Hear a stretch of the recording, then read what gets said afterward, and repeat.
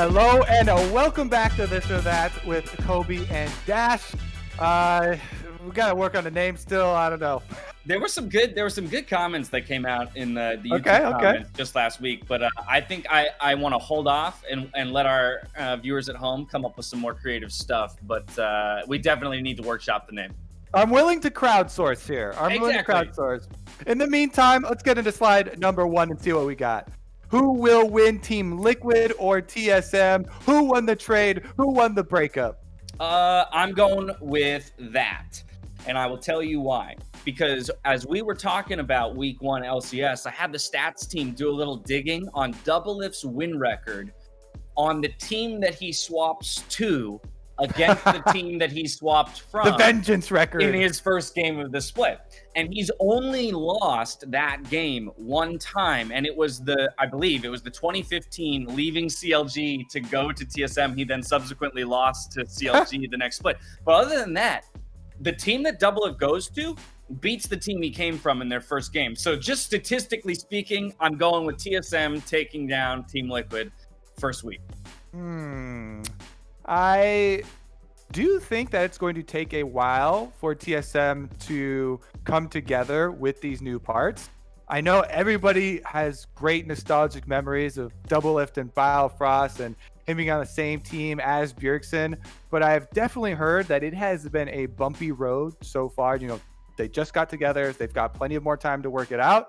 But I have heard that's been a little bumpy right off the bat. So if we're talking about the first matchup, okay, then I might actually lean towards Team Liquid because Tactical will slip into that team so much easier. He already played with them on the LCS. He duos all the time with Core JJ. So I think their time of getting together with their changes to their rosters after the trade will be quicker for Team Liquid. But I might have a higher peak for TSM. So I'll go with this just to make it spicy for the people who record which one of us is correct and the ones that we can define. I see your logic and reason. I raise you a TSM double agent. TSM Jatt is on Team Liquid, so another point. True. I might have doomed myself. Let's go to slide number 2. What do we got? Who would you rather take, Cloud9 or the field? No brainer, Cloud9. Yes. No brainer, Cloud9. Okay, maybe a small brainer Cloud9 for me. But I'm with you. There was a piece of me that wanted to look at Team Liquid and TSM and say, you know, a Team Liquid that just gets better under the tutelage of Jatt, plus a TSM that kind of returns. But yeah, there's no substitute for the dominance of Cloud9 from Spring. And Sven's interview recently where he talked about just how much they expect to smash everyone else. I'll give it to them. Yeah, no brainer, Cloud9. Yeah, small brainer. Had to work through it. But we got to the same place. Honestly, with the way that they played in Spring and the amount of work that they've put in since then. I think that's one of the big things. Like, they have not taken it easy. They've been grinding away. Next slide. Let's go. Would Uzi have won the world championship if not for Faker? You mean any time in his career? Yeah. Or specifically last year? Because I think any time in his career, counting the RNG, counting all of them. Then I go yes. Then I go with this, and I go yes, because I'm looking at look at Season 3 World Championship where they lost in the finals to SKT. If that first SKT, Season 3 SKT doesn't have Faker, they're not SKT.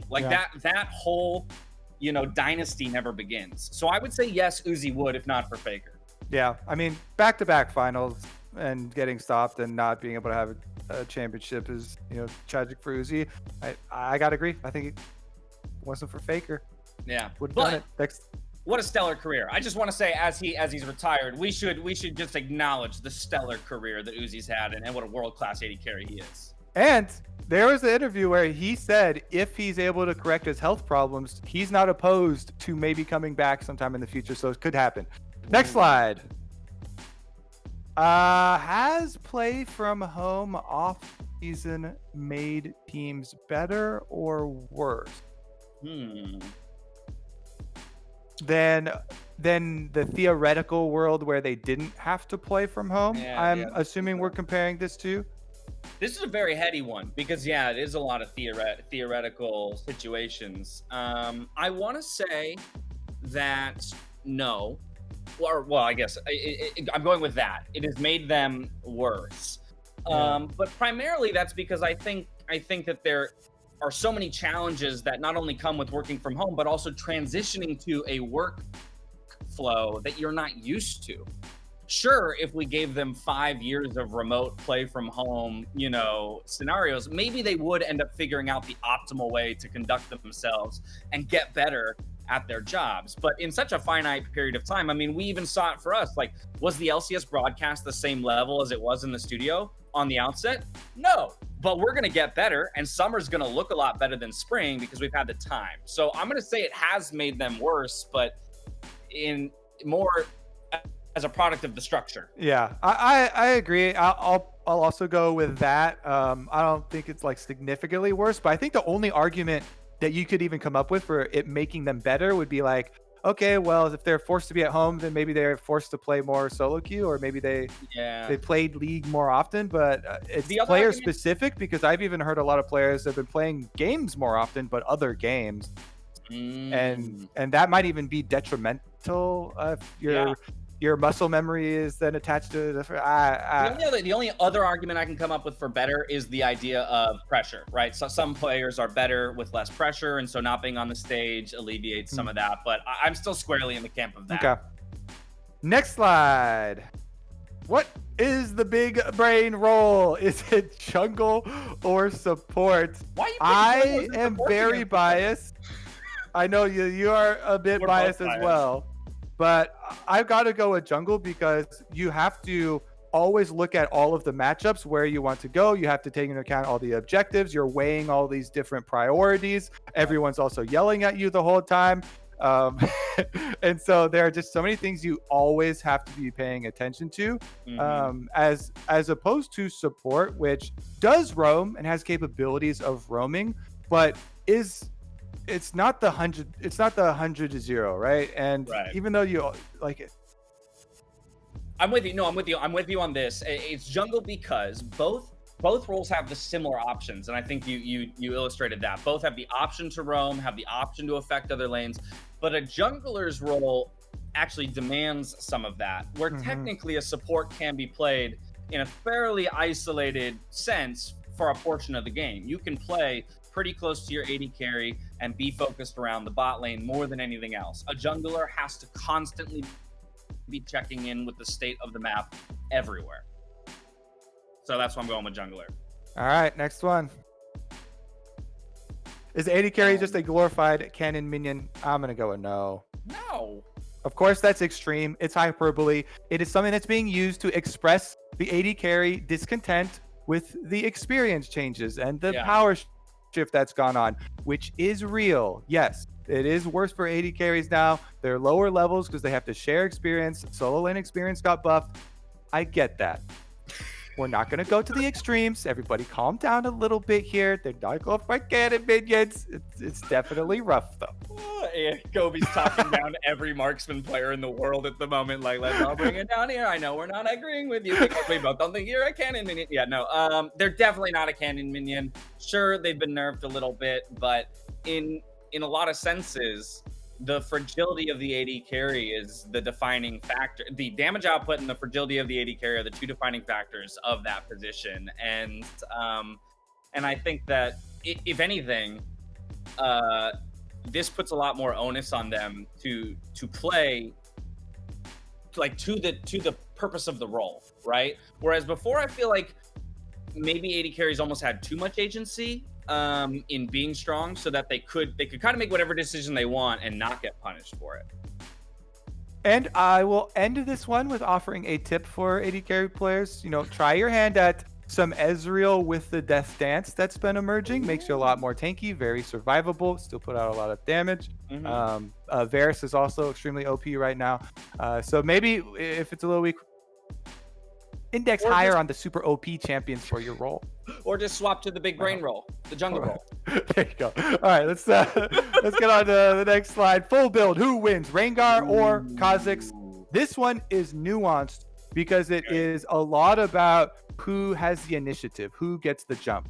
Later into the game when Rengar just gets to ult and find Kha'Zix, it's so much easier for Rengar. However, early on in the game, Kha'Zix does have a lot of options. If you're able to control vision, you get into the brush before the Rengar, he face checks you, you win. Yeah. He's isolated. There are a lot of things that go into both sides of this. I would say if I had to make a blanket statement, I would edge on the side of Rengar, because we're talking about full build later into the game. I personally feel like I have more options as Rengar, because I will start out with my ultimate. If you whiff your ultimate, he's not there, and you don't get to make something happen with your ultimate though, then the Kha'Zix is going to smash. So I'll agree with you in a 1v1, but I'm actually going to go the other direction if I'm considering a full build 5v5 game, and that's simply because of the reset and then therefore team fight carry potential of a Kha'Zix. Like the Rengar ultimate, I get the jump. Sure, I can eliminate one person and zero you out. My follow-up after that as a Rengar in a team fight isn't great, unless we're playing around bushes and I can kind of keep jumping. But a Kha'Zix coming in, getting that first kill, second, third, fourth, fifth, you can really kind of see the resetting and the late game carry potential of a full build Kha'Zix. So, yeah, that's not fair. If your team is grouping up, that's not fair for me. I don't like these terms. And so I agree. Full build 1v1 late game, Rengar ults, Kha'Zix isn't going to touch him. He's just going to explode. But if we're actually talking about who wins the game, I'm going with Kha'Zix.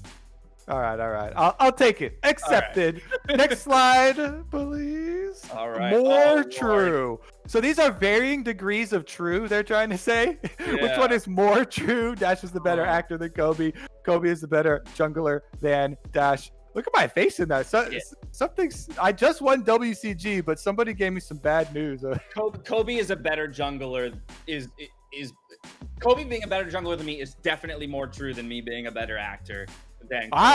Oh man, you are giving me some good credit for my acting. Yeah. Well, also I think I'm maybe that much worse at jungle. Does that make sense? Well, and you're that much better at jungle. Like, to be fair, you have been a world-class jungler, right? And you've been able to you've been grandmaster. Have you made it a grandmaster? I only made regular master. I never made grandmaster. All right, but either way, right? You're still in the top 0.005%. Whereas the best I've ever done is the bottom of diamond, right? And so I think that whenever we come up with these sketches and skits, no, you're usually one of the first. You're usually one of the first casters that I'm like, please get him on the screen with me because I know I'm gonna get something in return. But you've played at the highest levels in competitive league, and I'm nowhere near that. Let's be real. I definitely appreciate the confidence here. I gotta go the other way. I think Dash is a far better actor. If you want to take a look at my acting, though, I have the fake scary movie trailer that I did with Freak. That's about it. Or like some of the funny YouTube videos that we do. I can go comedy route, and I just try and be sarcastic. That's really my only play right now. I need to diversify a little bit more. James has the full range. The photos they chose for us, they chose the crazy Dash, whiteboard. They chose the really old, nice and old throwback photo for you. But all right, we're split on that one. All right, I think that's gonna do it for us. Let's just check to make sure. That's the last slide. Thank you for joining us once again. Please tune in this week for the LCS starting up Friday. Finally, we are gonna be back, and James will kick us off. Help us find that slogan. This or that with Kobe and Dash, or whatever else you guys creative people hit us up on the Twitter.